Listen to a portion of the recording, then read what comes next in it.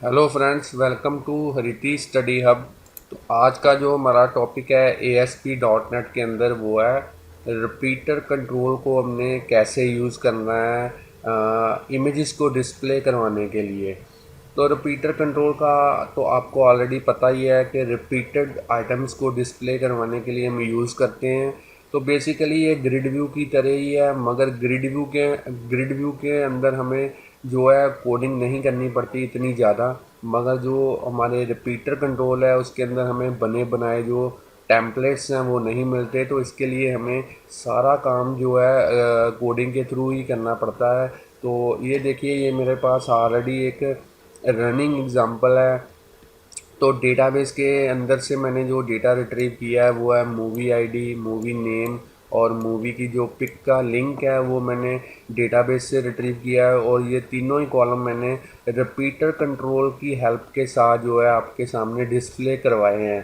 तो ये देख सकते हैं ग्रिड व्यू की तरह ही है, मगर जो मैंने डिस्प्ले करवाने का काम है सारा कोडिंग के थ्रू किया है। तो आप देख सकते हैं ये एक रनिंग एग्जांपल है। तो चलिए अब देखते हैं इस एग्ज़ाम्पल को आपने डेवलप कैसे करना है बड़े ही इजी वे के साथ। तो इस प्रोजेक्ट को मैं स्टॉप कर देता हूँ और इस जो प्रोजेक्ट है पूरे का पूरा इसको क्लोज़ कर देता हूँ। तो एक नया जो है प्रोजेक्ट ऐड कर देते हैं। तो यहाँ से ASP.NET और यहाँ पे जो है आप लोकेशन असाइन कर सकते हैं। और यहाँ पे मैं एप्लीकेशन का नेम दे देता हूँ रिपीटर कंट्रोल डिस्प्ले इमेजेस, और इसको ओके कर देता हूँ। आप देख सकते हैं मेरा प्रोजेक्ट जो है वो बन चुका है। तो चलिए इसके अंदर एक नया ब्लैंक वेब फॉर्म ऐड कर देते हैं। यहाँ से वेब फॉर्म, और आप वेब फॉर्म का नेम भी असाइन कर सकते हैं, मगर मैं यहाँ पे डिफ़ॉल्ट नेम ही रहने देता हूँ और इसको ऐड कर देता हूँ अपने प्रोजेक्ट के अंदर।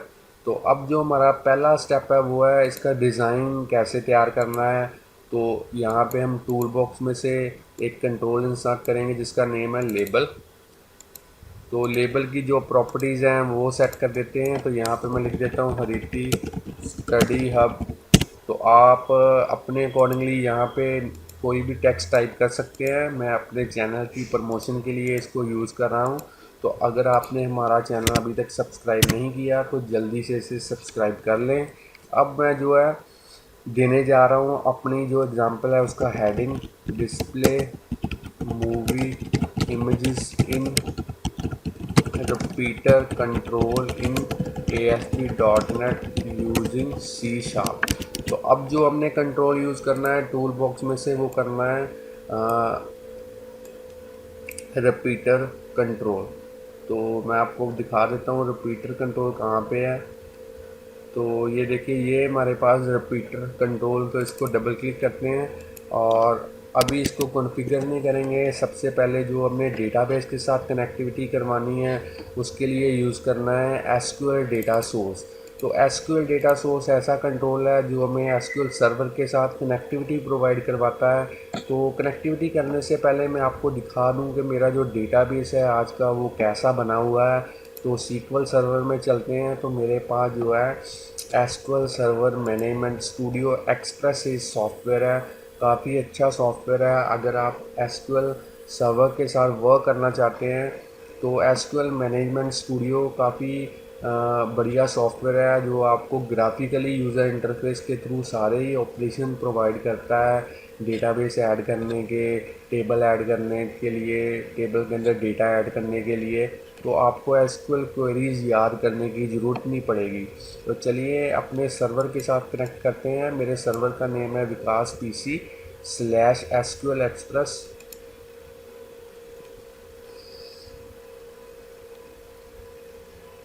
तो देखिए जो मेरे सर्वर के साथ कनेक्टिविटी हो चुकी है। तो मैं आपको डेटाबेस दिखा दूं कैसा डेटाबेस मैं यूज़ कर रहा हूँ इस एग्ज़ाम्पल के अंदर। तो मेरे जो डेटाबेस का नेम है वो है मूवी बॉलीवुड। तो इसके अंदर जो मैंने टेबल यूज़ किया है वो किया है मूवी लिस्ट। तो इसका डिज़ाइन आपको दिखा देता हूँ एक बार।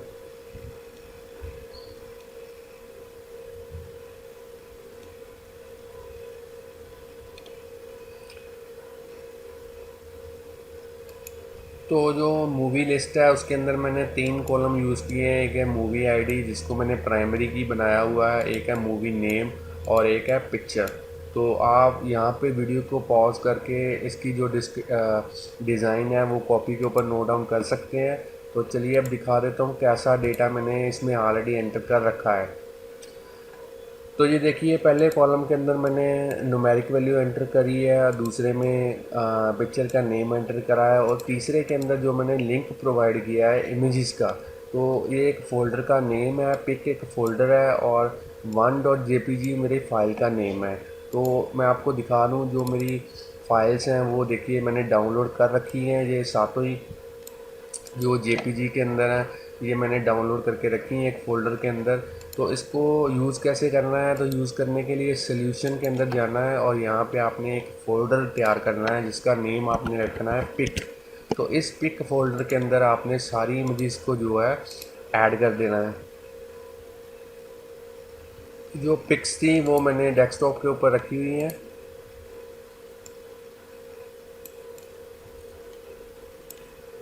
तो इन सभी पिक को मैं यहाँ से सिलेक्ट करूँगा और ऐड कर दूँगा अपने प्रोजेक्ट के अंदर। तो देखिए अब मेरे पास जो है लिंक ये प्रॉपर्ली वर्क करेगा। पिक फोल्डर है और उसके अंदर 1.jpg, इसी तरीके से रंगून के लिए pic.jpg2।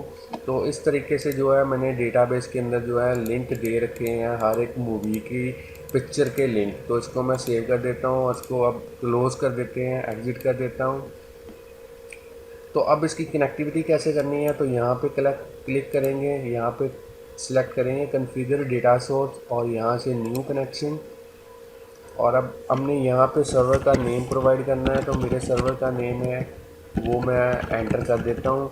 तो जो ऑथेंटिकेशन मैंने यूज़ करनी है वो विंडोज़ ऑथेंटिकेशन यूज़ करनी है, मुझे यूज़र नेम पासवर्ड देने की ज़रूरत नहीं पड़ेगी। यहाँ से मैं सिलेक्ट कर लेता हूँ डेटाबेस का नेम।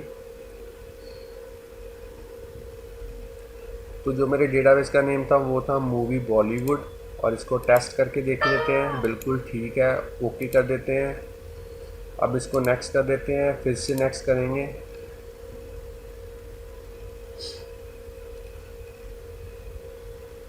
तो स्टूडेंट्स यहाँ पे आपने कोई भी चेंजेस नहीं करनी। ये देखिए मेरा जो टेबल है उसका नेम आ चुका है। तो सिंपली इसको हमने नेक्स्ट कर देना है और यहाँ पे टेस्ट करके देख लेते हैं। डेटा रिट्रीव हो रहा है, इसका मतलब है आपकी जो कनेक्टिविटी प्रॉपर्ली हो चुकी है। इसको फिनिश कर देते हैं और अब हमारा जो अगला स्टेप है वो है रिपीटर कंट्रोल को कैसे यूज़ करना है। तो यहाँ पे हम जो है डेटा सोर्स पहले सेलेक्ट कर लेंगे, SQL डेटा सोर्स 1। तो अब जो हमने इसकी कोडिंग करनी है वो सारी यहाँ पे करनी है सोर्स के अंदर। तो सोर्स के अंदर जाएंगे, ये देखिए हमारा रिपीटर कंट्रोल है। अब यहाँ पे हमने एक टेबल यूज़ करना है। तो यहाँ पे लिख देते हैं टेबल और टेबल का जो बॉर्डर है उसको 1 कर देते हैं और उसकी जो विड्थ है उसको मैं 35% कर देता हूँ। तो इस वाले टेबल को जो मैं यहाँ से कट करूँगा और रिपीटर कंट्रोल यहाँ पे ख़त्म होता है, यहाँ पे मैं पेस्ट कर दूँगा। तो आप देख सकते हैं ये कोडिंग मैंने की है, एक कोडिंग मैंने ये की है और एक ये रिपीटर यहाँ पे क्लोज़ हो रहा है, वहाँ पे मैंने टेबल को क्लोज़ कर दिया है। अब हमने रिपीटर के अंदर जो है हेडर और हेडर टेम्पलेट और जो आइटम टेम्पलेट है वो यूज़ करने हैं। तो उसकी कोडिंग मैंने ऑलरेडी कर रखी है। तो ये कोडिंग मैं आपको वीडियो के डिस्क्रिप्शन में दे दूँगा। इसको मैं कॉपी कर लेता हूँ और यहाँ पे मैं जो है रिपीटर कंट्रोल के अंदर जो है पेस्ट कर देता हूँ। तो आप देख सकते हैं कोडिंग काफ़ी सिंपल है। सिंपली मैंने क्या यूज़ किया हुआ है, एक हेडर टेम्पलेट यूज़ किया है, उसके अंदर टेबल की रो क्रिएट की है, उसका कलर सेट किया है और उसके अंदर टेबल के हेडर बनाए हैं। TH का मतलब है टेबल की हेडिंग। तो 3 कॉलम मैंने क्रिएट किए हैं, एक है मूवी आईडी, एक है मूवी नेम और एक है मूवी पिक्चर। तो इसको हेडर टेम्पलेट को मैंने यहाँ पे क्लोज़ कर दिया है और उसके बाद में आइटम टेम्पलेट को यूज़ किया है, यहाँ पे आइटम टेम्पलेट को क्लोज़ किया है। तो आइटम टेम्पलेट के अंदर भी मैंने एक रो क्रिएट की है, रो के अंदर मैंने 3 जो हैं वो टेबल डेटा एंटर किए हुए हैं, 3 कॉलम क्रिएट किए हैं। तो पहले कॉलम के अंदर जो है मैंने लेबल एक इंसर्ट किया है। तो लेबल इंसर्ट करने के बाद जो उसकी टेक्स्ट प्रॉपर्टी है उसको उसके अंदर जो है ईवैल फंक्शन को यूज़ किया है, तो आप भी ईवैल फंक्शन यूज़ कर सकते हैं। और यहाँ पे जो है जो मेरे टेबल के अंदर कॉलम का नेम है एसक्यूएल सर्वर के अंदर उसका नेम दिया है। यहाँ पे मैंने जो मूवी नेम है वो मेरा कॉलम का नेम है, एसक्यूएल सर्वर के अंदर उसका नेम दिया है। तो यहाँ पे जो तीसरा मैंने कॉलम यूज़ किया है उसके अंदर इमेज कंट्रोल को यूज़ किया है, और उसकी ईवेल प्रॉपर्टी के ईवेल जो फंक्शन है उसके अंदर पिक्चर कॉलम को कॉल किया है। इससे जो हमारा लिंक है वो सोर्स के साथ सेट हो जाएगा। तो इस तरीके से जो है आप कॉलम अपने जो टेबल है उसके कॉलम्स क्रिएट कर सकते हैं वर्चुअली। तो चलिए, जो आप अगर आप ये कोडिंग नोट डाउन करना चाहते हैं तो वीडियो को पॉज करके नोट डाउन कर सकते हैं। सिंपली आपने जब भी इस कोडिंग को यूज़ करना है तो यहाँ पे आप अपने कॉलम के नेम चेंज कर सकते हैं। तो ये मेरा जो कोडिंग वाला पार्ट है वो भी रेडी है, तो चलिए इसके डिज़ाइन के अंदर चलते हैं। तो अब हमारा जो प्रोजेक्ट है वो रेडी है रन करने के लिए। तो चलिए इसको रन करके देख लेते हैं एक बार।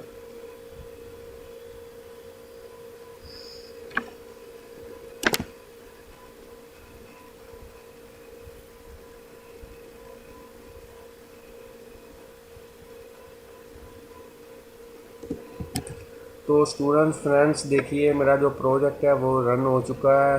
तो जो भी डेटा था वो रिट्रीव हो चुका है। तो मूवी आईडी कॉलम के अंदर मूवी आईडी आ चुकी है, मूवी नेम के अंदर पिक्चर का नेम आ चुका है, और जो लास्ट वाला कॉलम था उसमें मैंने इमेज कंट्रोल यूज़ किया था।